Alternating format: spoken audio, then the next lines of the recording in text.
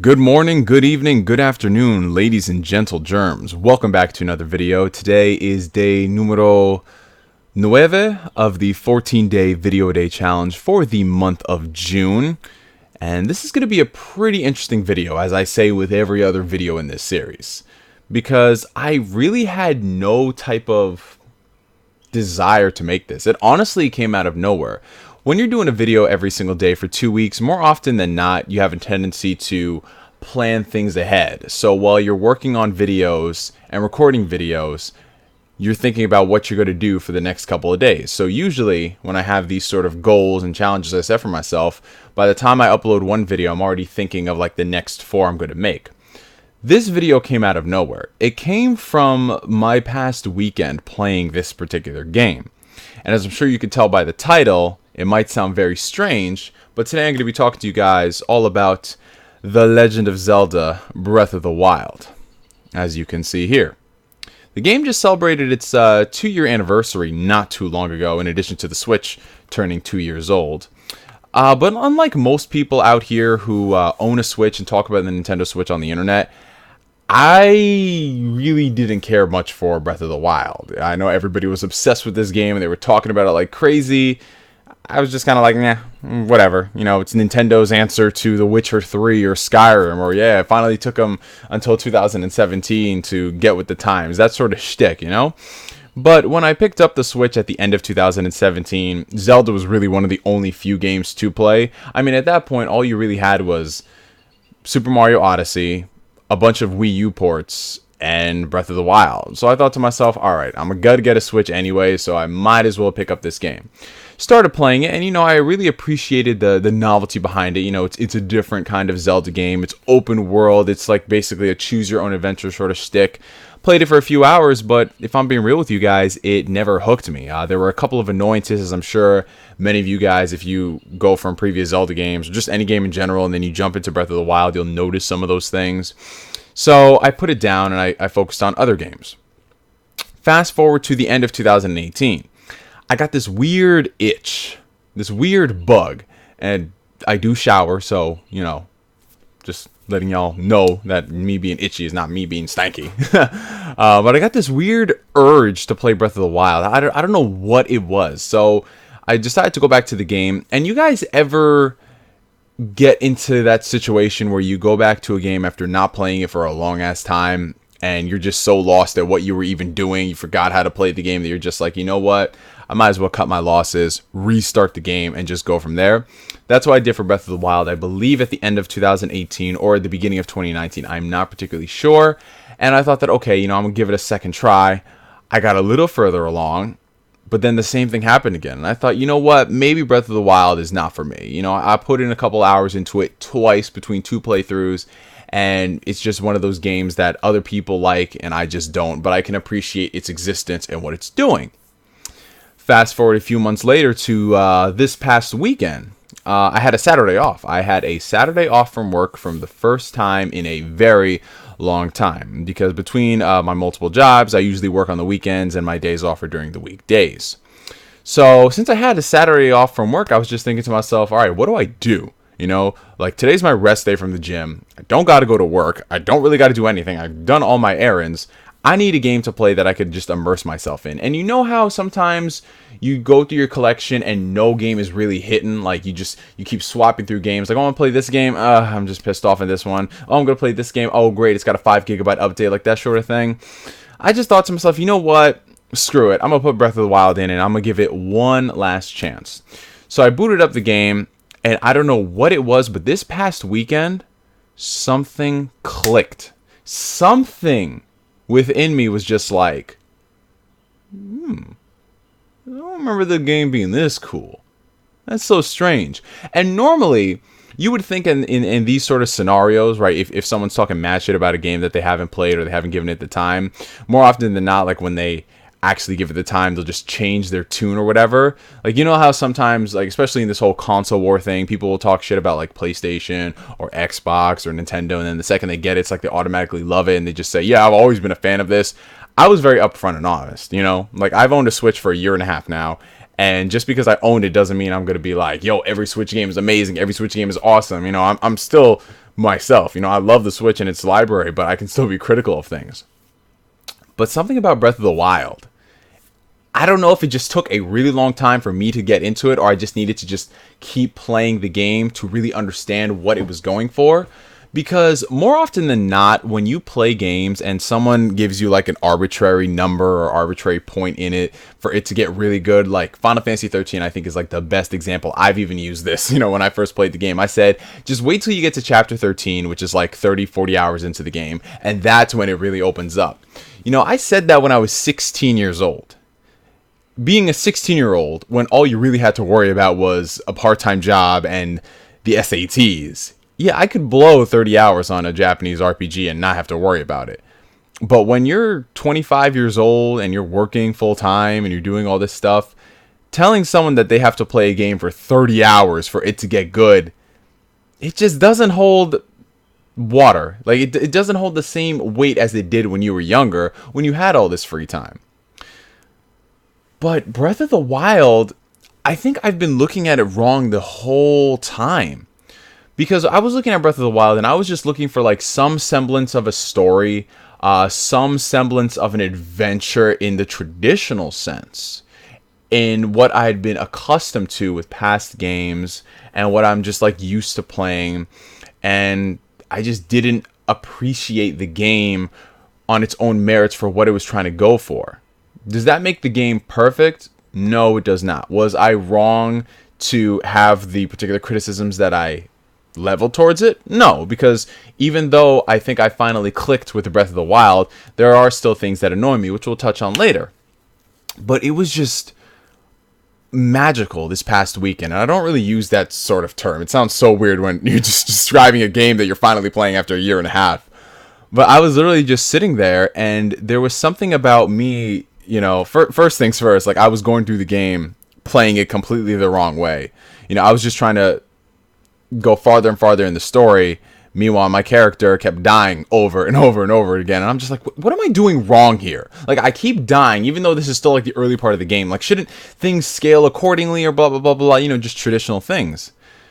Little did I realize that, you know, this game is basically, hey, we're going to drop you in this world. Have fun, Negro. That's literally what it was. Any and everything is at your disposal. You can literally go to the end of the game after it starts and beat the final boss right then and there. There's nothing preventing you from going here or doing that. You don't have to play it in a particular order. The non-linear structure and format, and it's so weird because like we've had other non-linear games come out in this past generation, but I don't think any of them are to the degree of Breath of the Wild, in the sense that if you see anything out there, you can go to it. You can interact with it. And there's just something about this world that is just like, it's so barren and so... Post-apocalyptic is not the word to use.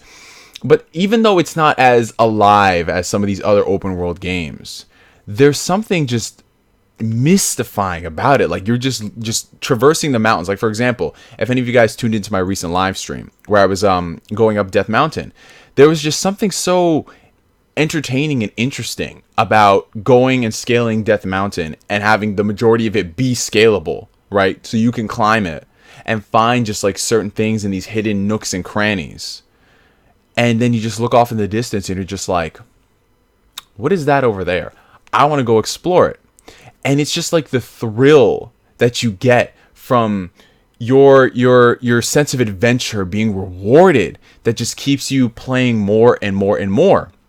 Throughout the course of that stream, I made little to no progress in the story because I was just so entranced by traversing the world and finding all this stuff, you know? Like just going out there and then finding like this really cool weapon. And when we were playing on stream, you know, people were telling me like, yeah, you don't need to go here, just go over there and you're going to find something really cool. But I said, hey guys, look over there. There's a cave. I used a bomb on it. I found like 300 rupees. And a lot of people were playing the game. They were just like, whoa, are you serious? I played the game for 2 years straight. I didn't know about the cave right there.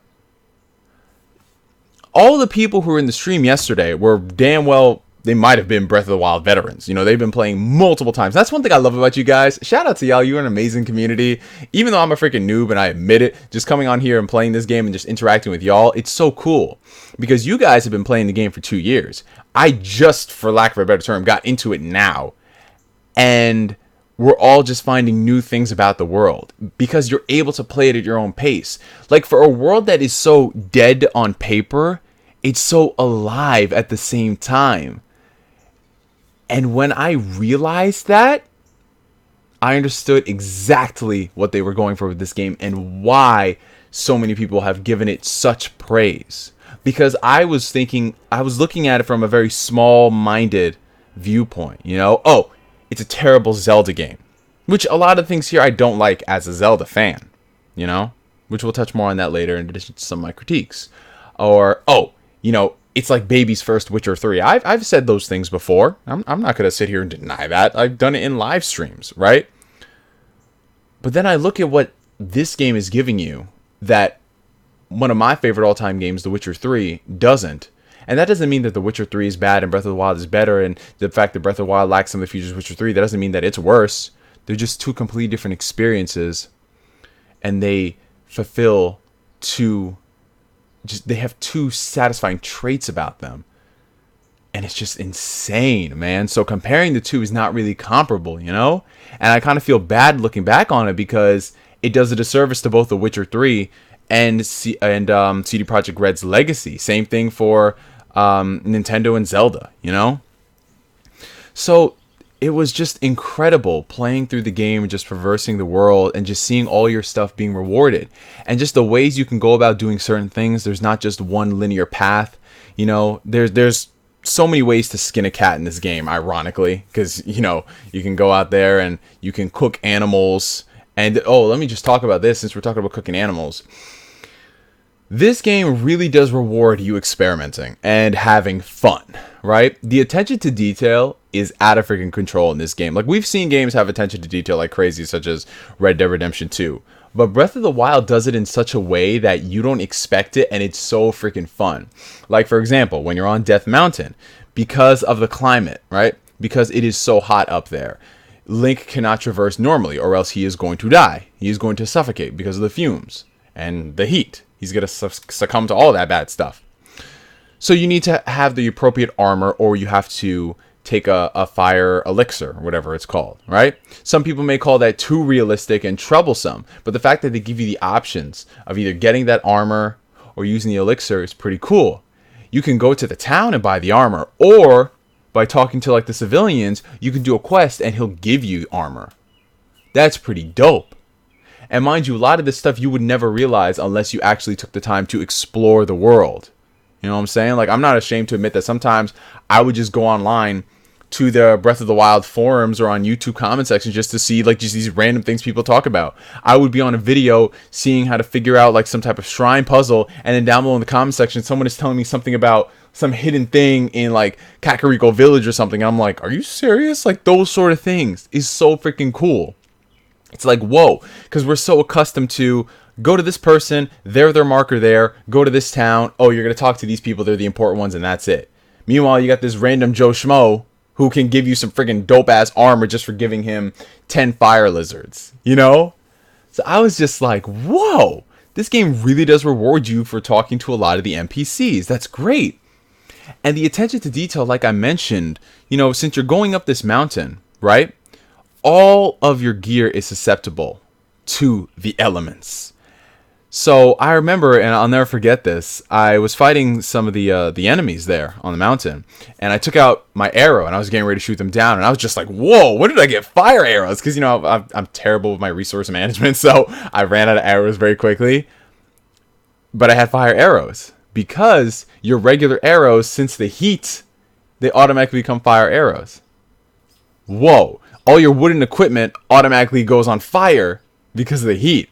When you kill a monster, their remains just combust. And if you kill a monster and they drop, like, let's say, for example, you kill like a bird and it drops like a chicken thigh. If you leave it for a few seconds, that chicken thigh gets roasted. So you take the middleman away, you don't got to cook that chicken thigh. So you have some extra health. stuff like that, things you don't even expect. I'm just sitting there and I'm just like, damn, they really thought of everything. They seriously did. And it's situations like that where, hold on, my PC is trying to go to sleep, but I'm not going to let it go to sleep, because that was me yesterday. I was playing this game until 3 a.m. in the morning. It's things like that where I just go, bro, what else does this game have in store? Because I'm so early in the game. Like, I'm barely scratching the surface. You know, I'm doing the Divine Beast right now. I did the Zora one. I'm doing the Goron one. And then I was thinking, like, okay, I'm going to do these, and then I'm going to do a couple of things that'll probably be at the end of the game, you know, because Zelda games aren't that long. And then everyone was just like, nah, man, there's so much other stuff you got to do. And then it's so funny because there was a Lionel, and I was getting my ass kicked by a Lionel on stream. And they're just like, yeah, man, these are like endgame enemies. You don't really got to fight them here. And I'm like, what the heck is an endgame enemy doing right here? You know, like, why? It's like Xenoblade Chronicles, like, why is there a level 87 behemoth in the starting area with a level 5 bunny? I don't get it. I don't get it. But it's so cool, man. And in addition to that, I think honestly it's made me a better, I want to say it's maybe a better gamer, but it's just made me be more invested in it. Like, taking the time to learn the combat system and just using that to my advantage, as opposed to just like running in like a beast, like bam, bam, bam, bam, like spamming all those things. You know, it's just a lot of things like that. It just really promotes you taking the time to learn the game. Like the potions and the elixirs that you can make with all the monster parts. I loved experimenting and finding like new ways to do certain things to give you better traits, like more stamina, more hearts, you know, stealth elements, all those sort of things. Great. And just like everything in this is just so vast, and I feel like I'm finding out something new every single day, and it's so weird because like I've played games like that are the pinnacle of the genre, but this is just like, this is its own thing. It is its own freaking thing. And it's so weird because you play it and you're just like, so I have to make my own fun? Yes, you got to make your own fun, and that's what it is. So in a lot of ways, it's very similar to like the original Zelda, the very first one. But I honestly think I like this more because we are at the point where literally you create your own fun. And I'm just so giddy to see like what's gonna happen next. And I already know you guys in the comment section are gonna be commenting stuff like, yeah, dude, you ain't seen nothing yet, just wait till you get this, and do all that stuff.